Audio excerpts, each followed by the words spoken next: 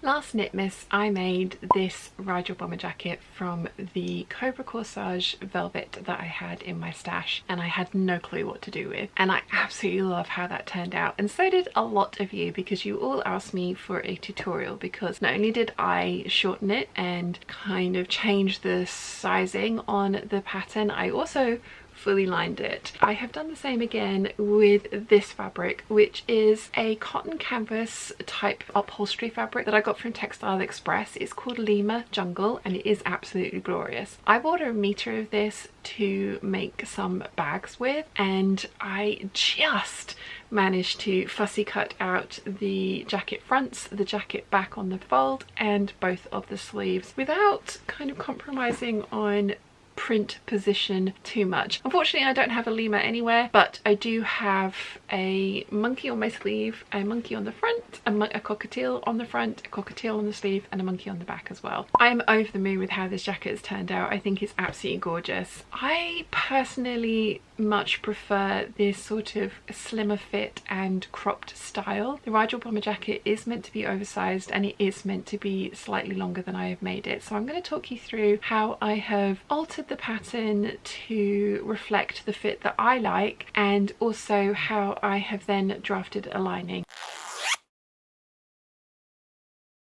As I mentioned, the Rigel bomber jacket as is not quite the fit or the style that I personally like, so I wanted to do a few changes. The first was to address the oversized nature of the jacket. Now, according to the size chart measurement, I should be making between a size small and medium. My bust is 38 inches, so I fall directly between the two. I ended up going for a size extra small, which has given me a fit that I personally like, and I do prefer my clothes more fitted, as I have discussed on this channel many times. So you really want to have a look at the finished garment measurements and work out which amount of ease is going to work for you and the way that you like to wear your clothes. As I say, for me, I like a close fit, so the size extra small made sense for me. Now, the next thing that I wanted to address was the length of the garment. It is too long for my preference. I would prefer the bottom of the garment to come around my natural waist, with maybe just a little bit of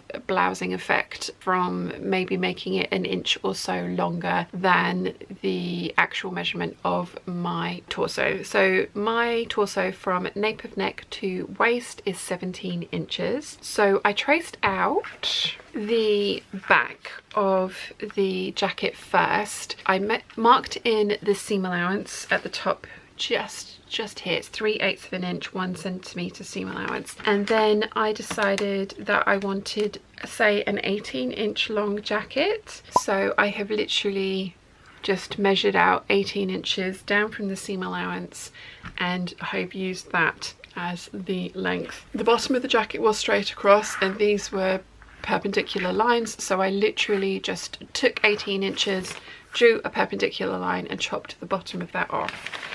I then measured the length of my side seam, which is 10 3/8 of an inch. So I'd completely traced out the front of the jacket as drafted by the pattern. As you can see under here, there's the original. That's how much I've shortened this by. So I took my pattern and put my ruler on and measured 10 3/8 of an inch from the underarm seam and just drew a line, and then I cut that off and moved this piece up because I needed to keep this piece here, which is where the zipper and the ribbing goes in. I needed to obviously keep that intact. I couldn't just cut the bottom of the pattern off. So I drew my line, chopped through it, and then moved this bottom piece up, maintaining this right angle here, so that the underarm seam measured 10 3/8 of an inch. And if you put this together with the back, they match up perfectly. The other thing that I noticed after I'd made my first one, because I hadn't added any length to the sleeve on that one, because I measured the sleeve and it fit really well, but I decided that for the type of jacket it was, I wanted a little bit more length in the sleeve. So I have added an inch of length on at the bottom, and again, this is just a right angle, so I have literally added the inch along the bottom and I called that good.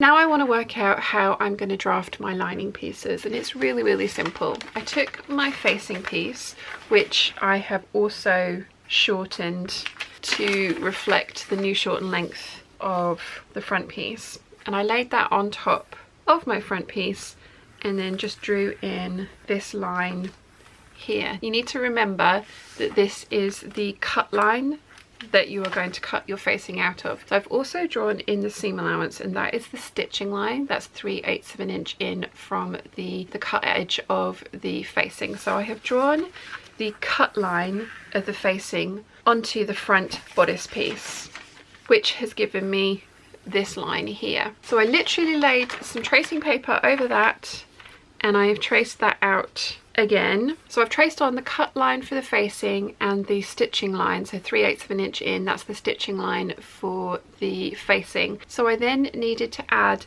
another 3/8 of an inch for the front lining piece, so that when I sewed it together with the front facing piece, the stitching lines overlapped. You can see there, so that's the stitching line for the lining, that's the stitching line for the front facing pieces, seam allowance that side, seam allowance that side. So when they go together, they will end up equaling the exact size of the front bodice piece. And I've repeated that for all the other pieces. So for example, we've got the sleeve here. For this one, I actually measured the width of my facing piece, which is 3 1/4, and I went round and I drew my dotted line all the way around here at 3 1/4 inches, so that I could then lay another piece of tracing paper over the top and trace that out minus the facing piece. And again, remember that 3/4 of an inch, 3 1/4 inch line that we drew is the cut edge of the facing. So you need to go in by 3/8 of an inch for the stitching line on the facing. So that's the stitching line for the facing and the stitching line for the lining. So I then needed to add 3/8 of an inch seam allowance above that as well, which I've done here. And that means when you line everything up, the stitching line and the stitching line will match up, and there will be seam allowance either side. And then I did exactly the same for the back piece. This is to be sewn together and this is to be cut on the fold. So I've drawn the seam allowance in there, and I've laid that over the back piece, and I have drawn the cut line of the facing on, and then I have laid over another piece of tracing paper and just traced out the entire back minus the facing piece up the top here. I've drawn on the cut line for the facing, so I've got on the seam allowance, which is going to be the stitching line, and then the 3/8 of an inch seam allowance for the lining on top of that. So that is important to remember. Whenever you add a style line in, you need to add seam allowance to both sides to make sure that it will get sewn back together. Now obviously this already had its seam allowance built in, which is that cut line there. That's the seam allowance, so I needed to add seam allowance to the lining piece so that it would sew together with the facing and fit in. Now I'm using a knit fabric for my lining, so I haven't put a back pleat in to my lining piece. If you're using a woven fabric for your lining, you're going to need to have like a movement pleat. So this one is to be cut on the fold. As I say, I was using a knit, so I didn't worry about this, but if I had been using a woven, I would have added another 1/2 inch on to this cut on the fold side. I'd have still cut that on the fold. I would then have sewn a little pleat at the top and the bottom to press flat to then sew to the facing in the usual manner, and that would have just given me like an extra inch of room in my lining piece for wiggle room, for like friction. When you wear something, the lining needs to have a little bit of extra room so that it can move around and not kind of rip or tear on the inside of your clothing. But that is only applicable if you're going to use a woven lining. If you're using a stretch like me, you can cut this piece on the fold with the same size as the original outer piece.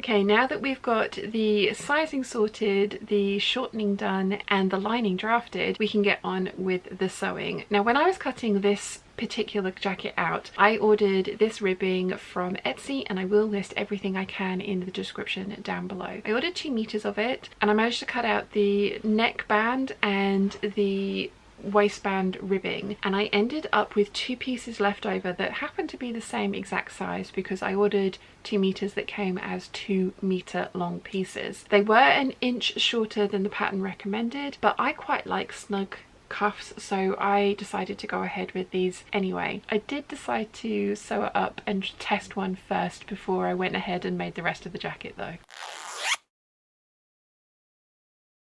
I thought it would be a good idea to try one of the cuffs before I started doing the rest of this. Yes, it's tight, but not uncomfortably so. You know, it fits. So I will have to stretch it out a little bit more to get this to fit, to get the sleeve to fit in. It may be a case of actually putting some gathering stitches in the bottom of the sleeve to get it to fit in, but teeny tiny cuffs, which is awesome because I do prefer things that are nicely snug around the wrist. So I'm going to make the other one up, then get on with the rest of the jacket. Oh, I have also sewn the facing together, and I had to piece my facing because I didn't have enough fabric to cut it all out in one go. So it's got different seam lines in the facing, but you know what, it's all on grain and it's the same fabric, so it worked. I'm going to go really quickly through the construction of the outer of the bomber jacket because the pattern instructions, whilst looking weird, are actually very good, and it is very simple. It's a raglan sleeve. I need to sew the front part of the raglan sleeve to this seam allowance here, match up the notches. It's the front, so there is a single notch here and here. I will get that lined up, and then we will repeat the same thing with the back. Single notch, which means right sides together, pin, find my notch on this one, which I apparently have not marked in, so let's do that. Oh, yeah, no, I have marked in. I'm just trying to say the wrong thing to the wrong thing, having just said how simple it is. Match the notches up, then pin the rest of it. The seam allowance on this pattern is 3/8 of an inch. I will get that sewn at 3/8 of an inch and clip any curves and then press it open, and then repeat the same for the back. The eagle-eyed amongst you will have noticed that I am not even attempting to put in the welt pockets to the Rigel bomber jacket. That's for a number of reasons. Number one, I've shortened the jacket and I don't want to try and force the same pocket bag into a smaller space. Number two, I find pockets in these kinds of jackets really annoying. That's why I don't put pockets in my Lupin jackets either. And number three, I thought that attempting to put a welt pocket into this busy a print would just end up looking messy. So I've decided to leave the welt pockets off completely. I'm not a huge fan of pockets in things anyway. I know, weird. The front's sewn to the arms. Now I need to do the same with the back. The back has the double notches, so I'm going to find those. And again, right sides together. Match up the notch first with the notches on the sleeves. Sew that at 1 centimetre or 3/8 of an inch. Clip the curves, and then I'm going to go and press all of those seams open. And if you have been around this channel at any amount of time, you know I like to do as much sewing as I possibly can before I have to get up and do any pressing. Once I've got the back on, the next step will be sewing the side seams and the underarm seam. That will mean that I will need to cross the seams. Don't cross the streams. Which means that they need to be pressed before I do that piece of sewing.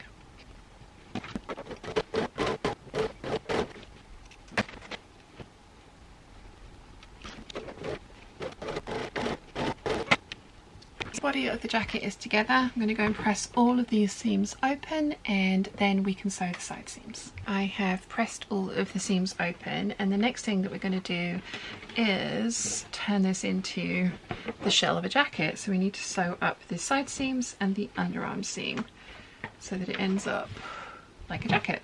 So match up the underarm seam of the raglan sleeve. So those 2 seams that we've just sewn, going to match that up and pin that, and then pin down to the waist, and then pin down on the arm to the cuff. And obviously we're going to do that both sides and use a lot more than just the 3 pins that I've put in, but you get the idea. That's what we're going to do, and then we're going to sew that at 3/8 of an inch or 1 centimetre. Side seam and underarm seam are sewn and pressed open, which means that we can turn this the right way out and admire just how loud and Larry this jacket, or little cardigan really, I suppose, is going to be. Yeah, we have monkeys and there's a cockatiel. I really was pressed for fabric. I had a meter, so I have been as careful with cutting out animals as I could be, so I'm pretty happy with how that's come out. Yeah, I mean, maybe those 2 monkeys, like as a repeat there, is not the best, but like I say, I really was struggling for fabric, and unfortunately the lemur is the thing that kind of had to give. There is like a half a lemur on somewhere, if I remember rightly. Well, maybe there isn't. Yeah, I can't see any obvious... Oh, here we go. Yeah, down here at the sleeve we've got a half a lemur face there. I didn't have enough of a whole lemur in a good position to be able to fussy cut a lemur out on the back, which is maybe I would have liked to kind of like avoid the double monkey, but double monkey's not the end of the world, is it? The next thing that I'm going to do is actually draw in the seam allowances around this bottom area here, because we've got to make sure that we get the zip in at the right angle and we get in the ribbing at the right angle. So I'm going to just draw in all of my seam allowances, as I say, 3/8 of an inch. Everything's sort of semi-flat at the moment and probably won't need ironing again for a while, so we'll just get that all drawn in with a pen that hopefully works. And I'm going to do the same for the other side. And I just find drawing my seam allowances in like this, when you've got like corners and precision points that you need to match, is just an extra layer of helpfulness. I am using a friction pen, which will come away with heat. I'm using it on the back side of the fabric. One of the things with friction pens that you want to check is that it will come away without leaving a residue, because sometimes on certain fabrics it can leave a white residue when it has been ironed away, which you really don't want, especially if you're marking the right side of your fabric. So do double check that. That's all my seam allowances marked in. Okay, so the next thing that it wants us to do is step 13, is put in the neckband. So I've actually cut mine. My fabric was a little bit wider, so I've cut mine and it hasn't ended up with a point at the bottom. It's ended up like as a square. I have a feeling I'm going to need to just round that off and make that into a point to make this work. So I've just trimmed this little bit of excess off so that these do end in a point, just to help everything lie nice and smoothly and pin into place correctly. I've also clipped and notched the centre back of the neckline. I'm going to clip and notch the centre back of this, or maybe just pin it because I don't want this fabric to unravel. And then I'm going to pin these right sides together and get this sewn in at 1 centimetre or 3/8 of an inch. Okay, so I've pinned the centre back and I have pinned the front, and then we kind of want to evenly just stretch this. It's not going to stretch by a lot. There's not a lot of excess in there, but there is a little bit. So you want to evenly stretch it out and pin this to the body of the jacket. So another way you could do that is mark the centre point between the kind of so the quarter points and then the quarter points of this, and pin those together and then evenly stretch it out from there. That is a really good idea if it's a lot of excess that you have to ease in, but this one's not too bad, so I'm going to kind of eyeball it and make sure that I'm happy that both sides look even. You also want to make sure that you're pinning your seam allowances so that they will sew flat. I'm probably going to sew this with the body of the jacket up, just so that I can make sure that everything's behaving itself, and it's this is flat and this is the bit that's having to curve and do some work. So I think I'm going to sew it with the body side up. So we're sewing it right sides together so that when you're wearing the jacket you'll be able to see the stripe on the outside. So I've done one side, I'm now going to repeat that for the other, and then sew, as I say, at 3/8 of an inch and the point of the ribbing is matching up with the corner or the point on the jacket front. You want to match those up perfectly, because when you sew it all together, that obviously will get taken up into the seam allowance, and make sure that there are no raw edges on show. So again, we've got to stretch the ribbing out a little bit to make it fit into the neckline of the woven fabric. So I'm going to do that really carefully, making sure that it's all nice and even. Neckline or neck ribbing is in. It is wider than the pattern recommends, but not by much, like a little bit, and to the point where I was just like, I don't want to cut this off, and I don't think I'm going to mind it being a little bit wider. I do really like the yellow and navy with the fabric I've chosen as well, and I have gone for a white zip or an ivory zip with rose gold teeth, and that's to kind of like pick out this as well as some of like the kind of like lighter parts of the fabric. Right, okay, next piece is putting in the zip. Okay, we can do that. This one always scares me. Right, so as I say, separating zip, I think I've got the right length.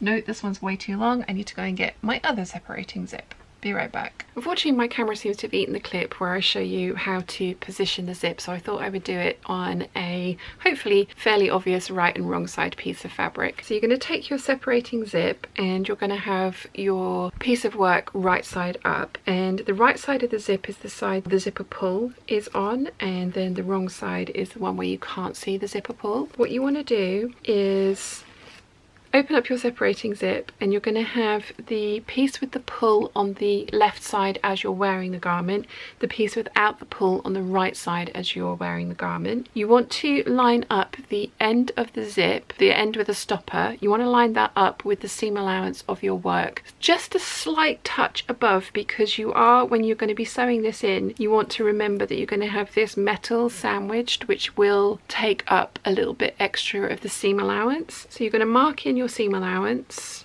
and with the right side of the zip facing the right side of the fabric, you're going to line up the bottom edge of your zipper with the seam allowance, or just a little bit above the seam allowance, and you're going to do the same on both sides. Then for this example, I have basted the zip into place, which you'll see in a second. When you get to the top of your work, this is all basted into place, all pinned. Personally, I think basting is a good idea, especially for the construction of this garment.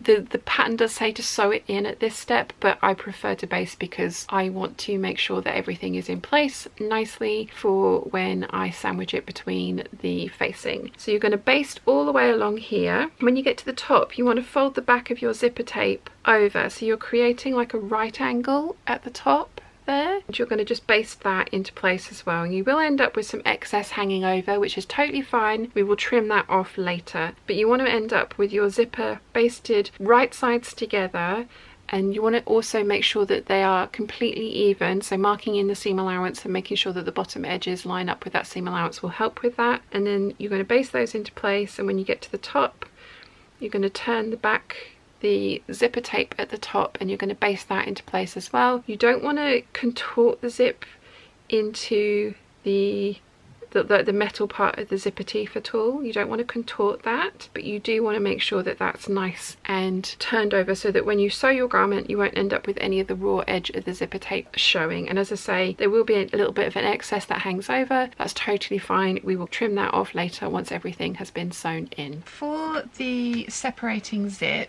you want to make sure that the end is a good 1 centimeter above the edge of the front bodice. That's because obviously that's the seam allowance, and when we sew the facing onto it, we want the zip to be coming right to the end like that. Then when you get to the top, you want to fold back the zipper tape and just tack that down. Now the pattern does say for you to sew this in, but I've actually basted it in by hand, and I've done the same on both sides, and I've got the right side of the zip to the right side of the jacket, so that when everything folds over, the zip will be the right way out. And I've done it for both sides, and I've made sure that both sides match up as well, so that the zip is nice and even. So the next thing that we need to do is attach the ribbing to the bottom edge of the jacket. So we're going to put right sides to right sides, and we are going to sew the ribbing to the bottom edge of the jacket. Now the ribbing is a lot smaller than the jacket, so I'm going to mark the half points and the quarter points on my ribbing and the same on my jacket. The other thing that we need to do as well is mark 2 centimeters in from the short edge of the ribbing, because we're going to need to match that 2 centimeter or 3/4 of an inch up with the little rectangle or cross that we marked in earlier, and we need it to be sewn so that we end up with seam allowance to then sew into this right angle here. I will show you what I mean as we go, but first things first, I'm going to mark this with pins at the half point and then the quarter points, same for the bottom of the jacket, and pin those together, and then make sure that I am also overlapping this edge by 2 centimeters or 3/4 of an inch. Okay, so I have pinned it all, and as I say, I'm going to sew it from the body side of the jacket. Now in the instructions it says to match up the 2 centimeter or 3/4 of an inch with this edge here, which I have done, and then the 1 centimeter seam allowance on the ribbing is actually going to intersect with the 1 centimeter seam allowance, like right angle that we've sewn here. So you're going to sew it right up to here and backstitch, which will give you 1 centimeter of a seam allowance left over so that you can rotate it round to sew the ribbing on. Yeah, so I'm going to sew from this right angle here that I've marked in, backstitch, so all the way along, gently stretching out the ribbing so that the jacket sews in flat, and so that when it sews together and when it's sewn together it will kind of ruche up naturally like this. Then we can finish off the bottom edge of the ribbing. So 1 centimeter, 3/8 of an inch seam allowance all along the bottom from right angle to right angle, back stitching at the beginning and the end. So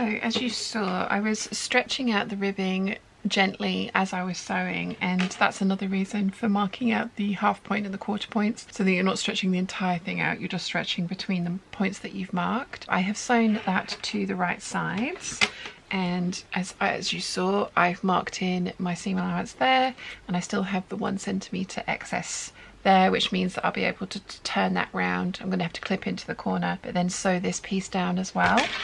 So I am also, when you press this, we're going to press the seam allowance up into the body of the jacket. This is all going to get hidden within the lining, which is one of the reasons that I like to line this, is so that I haven't had to like finish any of these seam allowances on the inside. But yeah, the next step that we need to do is finish off this edge of the ribbing. We need to cut up to, but obviously not through our stitching, so that we can easily swing this piece of the body of the jacket around to sew it to the short edge of the ribbing. So I'm going to do that carefully.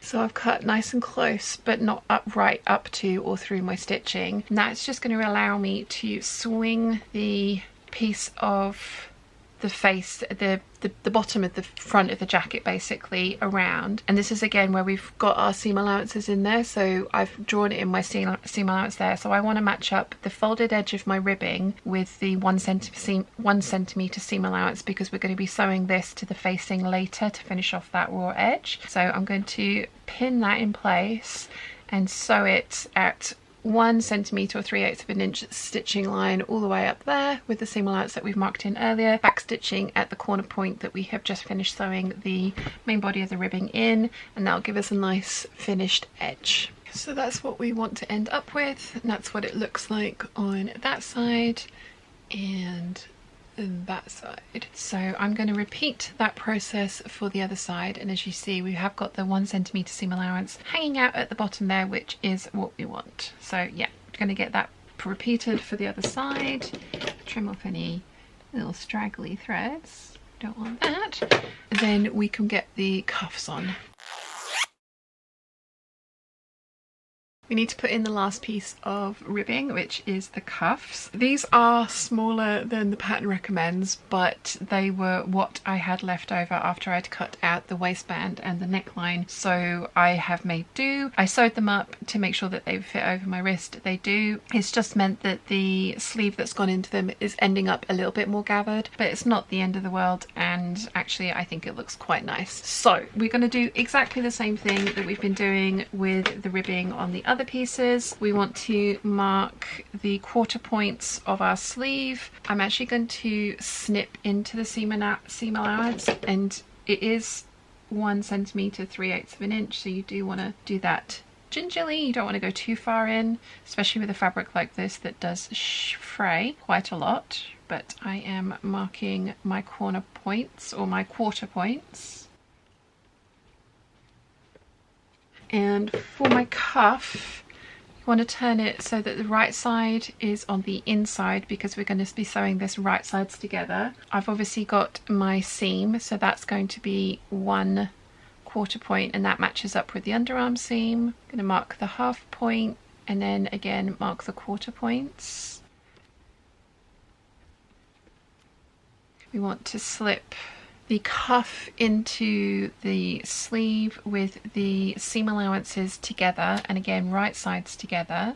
And so I'm then going to pin all those markings that I've just made and sew this in the same way. I will start and backstitch at the underarm seam, and then I want to pull the cuff so that the sleeve fabric becomes flat, and so that 1 centimetre 3/8 of an inch the whole way around. Okay, I played bobbin chicken and lost, so I had to repin and resew a little bit, but you should end up with something that looks like this, and then when you turn it through it will look like this. We are technically now done with the body of the jacket, so now we can start sewing together the lining, which is where we deviate from the pattern. Basically we're going to repeat everything that we've just done. I have cut out the lining pieces for the body of the jacket from my floofy fabric, and I've got slippery lining for the sleeves because that's just my preference. So we literally need to sew those together. So I'm going to put this to the side. Here's my sleeve. I've got my notches marked for the back there, and the notches marked for the front as well. I'm going to sew the back first because that's the first thing that has come up, and again I have got my notches marked in on that. No, I haven't. I'm going to mark my notches in on that. Okay, so with right sides together, and I'm classing this as the right side because I want that nice floofy lining to be next to my body when I wear it. I'm going to match up my sleeves, again making sure that matches up. So I'm going to pin these together and then sew this at 1 centimetre 3/8 of an inch. Okay, so I've got the back sewn on. Now I'm going to do exactly the same with the front. Match up the notch, sew that to the sleeve, and then we can sew the side seams. I have the fronts on and the backs onto the sleeves, and now I can sew up the side seams and the underarm seam. Now usually when I line something I like to bag the lining out and turn it through a side seam, but because this is a super fluffy fabric I don't really want to hand stitch this closed, so I'm actually going to turn the jacket through and opening in the sleeve. I'm going to pin my side seams and underarm seam together, actually sew the whole way along, but on one sleeve I'm going to stop my stitching at maybe a couple of inches under the underarm seam. Then I will backstitch and I will increase my stitch length to a basting stitch, stitch along about 8 inches or so, then reduce my stitch length to the regular stitch length, backstitch, and finish off that seam, press everything, and then take out the basting stitches. That way I have a really nice crisp clean edge that's pressed at the correct amount of seam allowance to sew together later once I've turned the jacket through that opening. I will show you what that looks like. Okay, so I've talked about this before. I do like to colour code my pins. It's just a visual reminder for me, because I can, when I'm pinning lots of things together, I can sometimes get tunnel vision and just end up sewing everything without stopping and starting like I mentioned. So for me, the orange pins are my stopping and starting points. So I'm going to sew from the bottom hem, back stitch here, sew at 3/8 of an inch, 1 centimetre up to my orange pin at my regular stitch length, back stitch, keep the needle down, increase my stitch length to a basting stitch all the way to the second orange pin, where with the needle down I will reduce my stitch length back to a regular construction stitch, back stitch, and then sew the rest of the seam and back stitch at this end. Press that open, and then I'll open the basting stitches so I have a nice pressed edge to turn my jacket through once I have bag lined the entire thing. As you can see, I have pressed the seam open, and then I have ripped out the basting stitches, and I now have my point which I will turn my lining through, or my jacket through, once I have bag lined everything. So the next thing that we need to do is sew this lining to our facing. I have done some marking on the bottom of my facing pieces. I have taken the front piece of the jacket and I have just lined up the edge, and I've drawn in where the right angle is, and then I have marked in the seam allowance. So this is where the right angle on the, or the cut edge of the pattern is, and then this is 3/8 of an inch, 1 centimetre up from that, and I've just drawn in the seam allowance the whole way around, and I've done the same on both sides. And we need to do that because I'm going to stitch the lining piece. This is the pattern piece. I'm going to stitch the lining piece to the facing piece, and I want to make sure that I'm stopping at a 3/8 of an inch or a centimetre above the edge of my lining. So I've marked that in to make sure that I'm getting this length here correct to sew it to the jacket. It's this inner edge that we are going to be sewing to the lining, and we want to do that right sides together. So that edge here, which is the cut line from the original pat piece, is going to match up with the cut edge of our lining, and then we're going to be starting our stitching at 1 centimetre, 3/8 of an inch up from that bottom edge there, and that's just so that we can sew this neatly to the ribbing that we did earlier. So I'm going to pin this in place all the way around to the other side, and then sew that at 3/8 of an inch. I have sewn the facing to the lining pieces. I have pressed the seam allowance down towards the lining all the way around. So the next thing that we're going to do is sew the edge of the facing to the edge of the jacket to start the bagging out process. So I'm going to get it pinned in place, and then I'll show you what that looks like. I have pinned right sides together and I've sandwiched in the neck binding. I have pinned the bottom edge of the kind of zipper placket, as it were, together, and this is where the seam allowance that we marked in earlier comes into play, because we're going to start stitching at 3/8 of an inch or 1 centimetre away from the edge, trying to match up to the previous line of stitching that we've got there. So we're going to stitch along there, pivot at the corner, and then sew all the way around and do the same to the other side. So this is where the zip is sandwiched in here, which is why I'm changing over to my regular zipper foot, and I will just move the pull, which currently is there. I'll move that up so I can start, leave the needle down, put the foot up, move the pull down so it's out of the way. So I'm going to get this edge sewn all the way around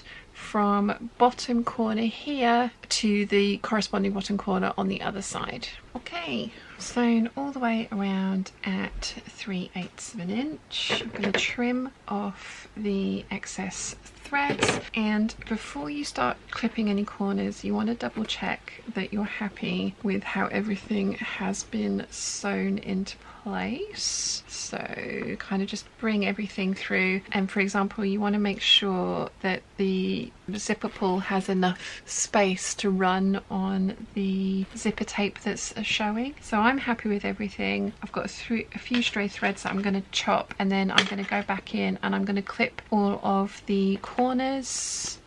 So this corner down the bottom here, I'm going to take off the excess at this point here, which is where the zipper ends and the ribbing starts. I'm just going to do the same for the other side as well, then turn everything through and press it flat. I have pressed all of the edges. The pattern actually says for you to top stitch the facing down or slip stitch it into place, whichever you like. We still have to finish off the lining, so I'm not going to do that yet, but I'm going to leave it for now and move on to the next step, which is to finish off the arms. So there's a couple of ways you can do this. You can do it by hand. Personally, I prefer to bagline it, and I have done a full video about that, which you can find up here. But basically, I'm going to reach inside of my sleeve and I am going to put it into the outer sleeve, making sure that nothing is twisted. And I want to turn the cuff back on itself. This is going to be slightly traumatic because, as I say, this cuff is 1 inch shorter than the pattern recommends. It still fits though, which is why I am persevering, and I think it's going to be really nice once it's done. So I'm going to take my sleeve lining and bring it through the outer, making sure that it's not twisted in any way. Then I'm going to pin the right side of the sleeve to the right side of the cuff with the seam allowances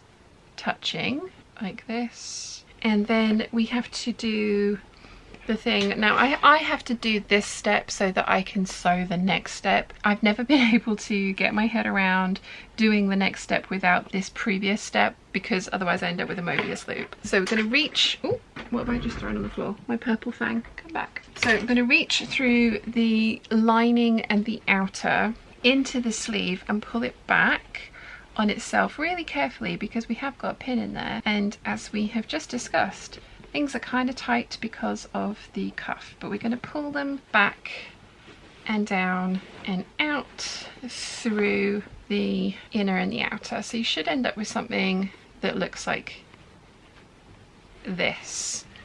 So we've got that pin anchoring everything into place. We are going to carefully, without disturbing anything, remove that pin whilst keeping all of the lining and the outer in place, and just pin it so that you're not in danger of stabbing yourself every 5 seconds. And we're going to do the same thing that we did before. We're going to pin the quarter points into place all the way around, matching up the little notches that we cut earlier.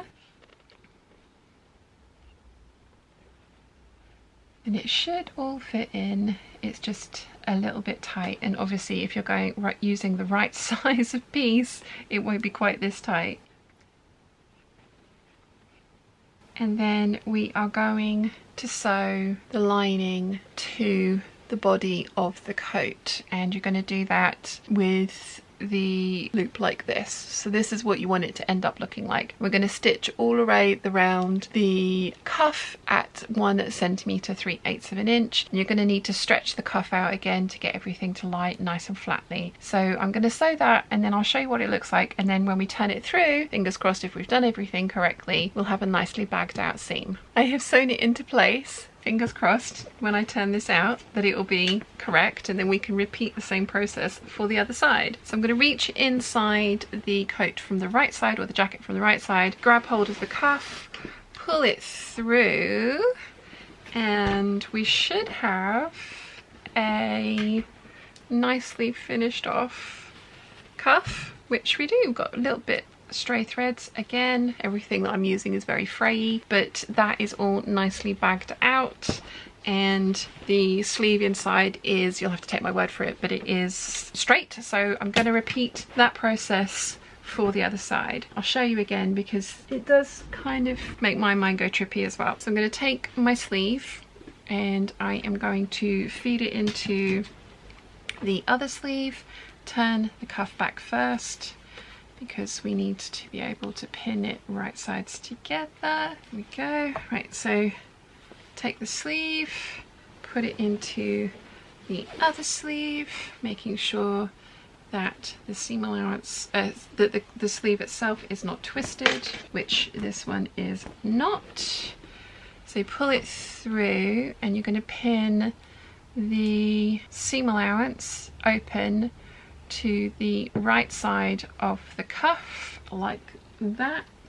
Pin that into place, and then carefully reach through. So many threads. So many threads. Right, carefully reach through between the lining and the outer into that sleeve, and carefully, because of the pin, be careful of the pin, turn it through back on itself. Gently pull. There we go. Found the pin. So pull it back on itself like that. Then, without moving any of the fabric, you want to take the pin out and reposition the pin so it's less awkward.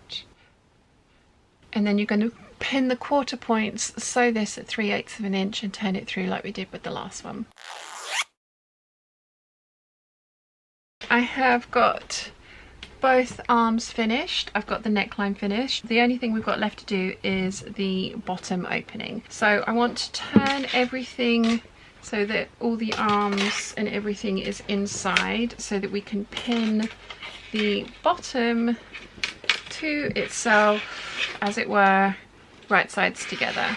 So this is the bottom edge, and this is the kind of bottom edge of the facing between where the lining and the facing matches. So the facing we actually need to sew to the cuff or the ribbing up to that mark that we did earlier. So we've left the seam allowance of the lining free, so we sewed the lining to the facing, leaving the 1 centimeter seam allowance flapping free there. So we're going to sandwich, and it is a little tight in here, but it is doable. So we're going to sandwich the ribbing between the outer jacket and the facing, and we're going to sew from the bottom here at 1 centimeter, 3/8 of an inch from the previous line of stitching up until the line of stitching that attaches the lining to the facing to secure that into place. So I have sewn from the bottom corner up to the clip point that we did earlier, and I am now going to chop off all the excess from in here so that I can then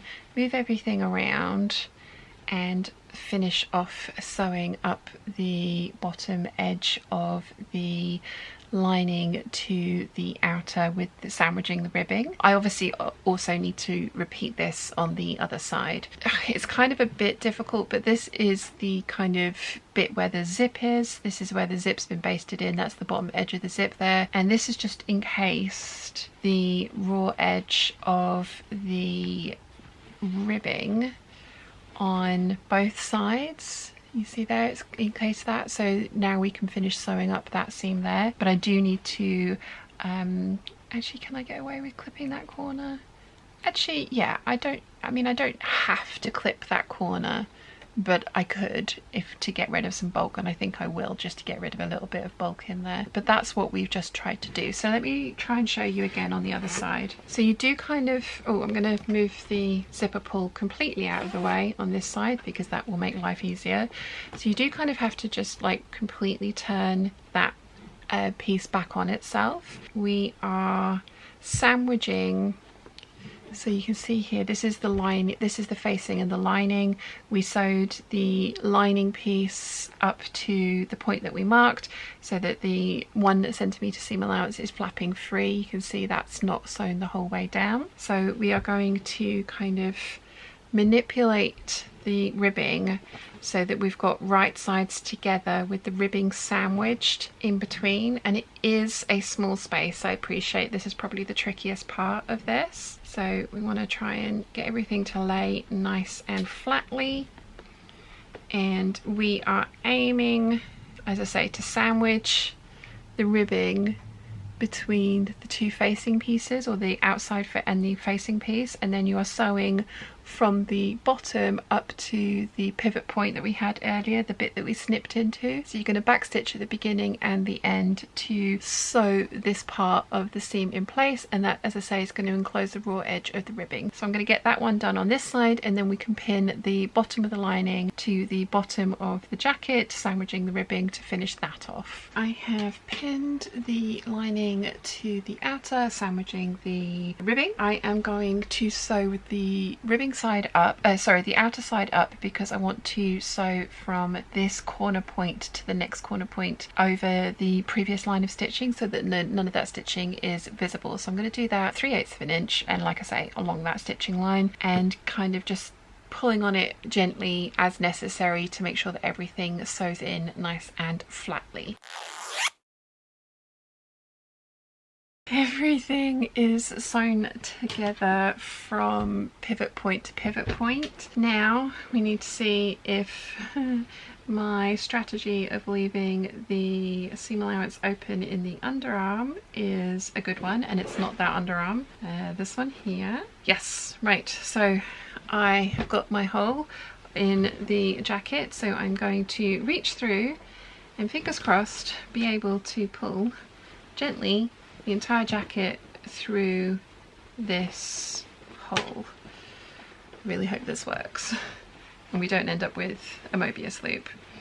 Now, I've done this before, so I don't know why I am doubting myself, because it worked last time, but it's one of those things. This always seems like magic to me.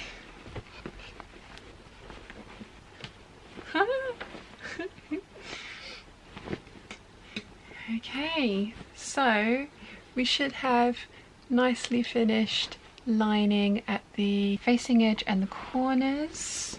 Let's see if we got it on both sides. Yep, nicely finished. A functional lining, so the only thing left to do now is hand stitch the hole closed. And again, which arm is it in? This one? No, this one. Yeah, so I just need to slip stitch this opening closed, which I'm going to do by hand. You could totally, because this is on the inside of a sleeve and you'll never really see it, you could totally top stitch that closed on the machine if you wanted to as well. In fact, I might even do that, given that I have done closing through the arm. And then I need to make a decision about top stitching around the edge, and I am also going to just give this bottom edge a press as well. But that is how you fully line the Rigel bomber jacket.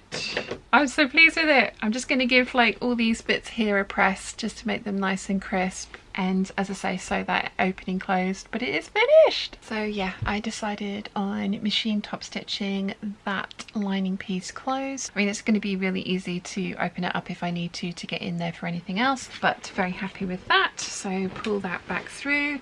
Nobody will ever see that. If it had been the side seam of the lining that I had left the opening in, I would have slip stitched it closed by hand, because that is more obvious, but because it's the inside of the lining of the sleeve, no one's ever going to see it. I think I will do some top stitching, but I'm going to do some pressing first, and then I'm going to top stitch all around this edge here. I think, yes.